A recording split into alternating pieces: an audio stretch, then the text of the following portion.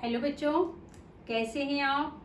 आशा करती हूँ आप अब घर में ठीक होंगे और अपने स्वास्थ्य का ख्याल रख रहे होंगे। बच्चों, मैं आपको पाठ 11 बाल गोविंद भगत पढ़ा रही थी और आपको क्वेश्चन आंसर जो प्रश्न उत्तर हैं वो पिछली वीडियो में मैंने प्रश्न नंबर 1, 2, 3 करवाए थे।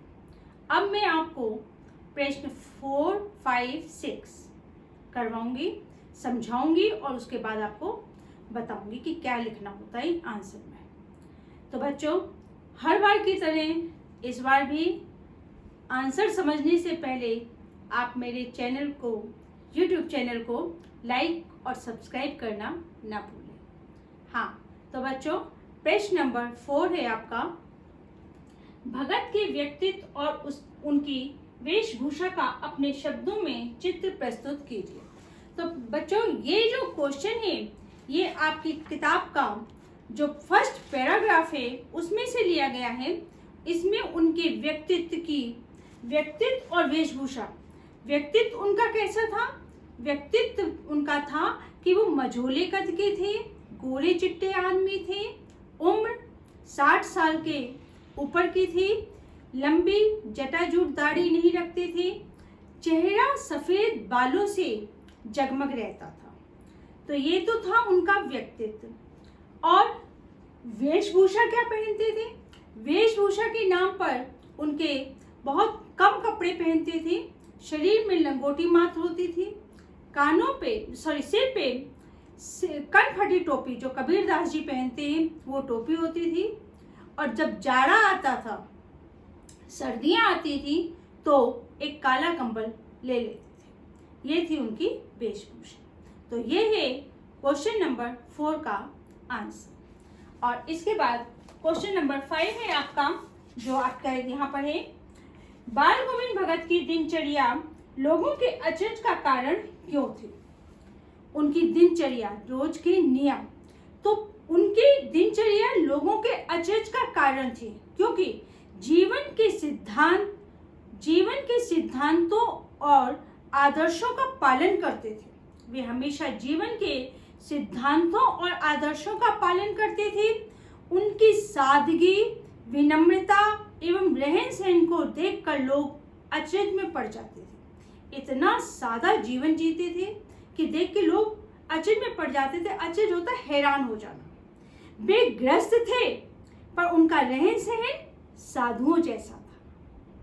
ग्रस्त होने के साथ वो रहन सहन रहना उनका जो था वो साधुओं की तरह रहते थे। सुबह उठकर 2 मील दूर स्नान को जाते, आते हुए किसी पोखर के किनारे अपनी खजड़ी लेके बैठ जाते और प्रभु के, ईश्वर के गीत गाते थे।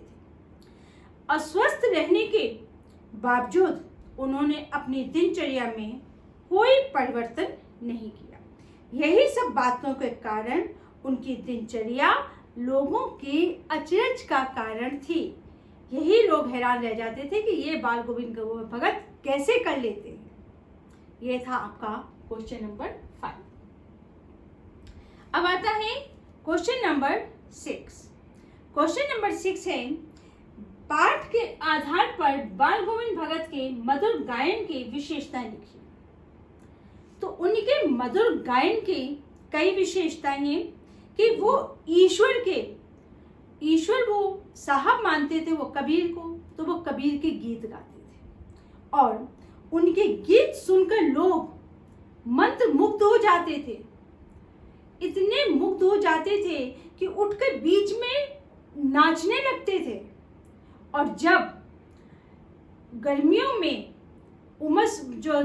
गर्मियों की संध्या में, जो आपने पढ़ा अभी पीछे भी मैंने आपको इस क्वेश्चन का उत्तर समझाया था कि गर्मियों में जब वो अपने आंगन में बैठकर भजन गा रहे होते थे तो गांव के आसपास के लोग, उनकी जो मंडली बन जाती थी, उनके पदों को दोहराती और तेहराती थी।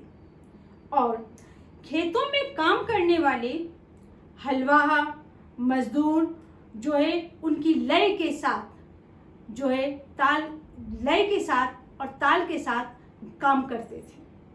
इतने संगीत में मुग्ध हो जाते थे कि उनके गीत गुनगुनाने लगते थे। ये सारी विशेषताएं उनके गायन की थी। ये थे आपके क्वेश्चन नंबर 6।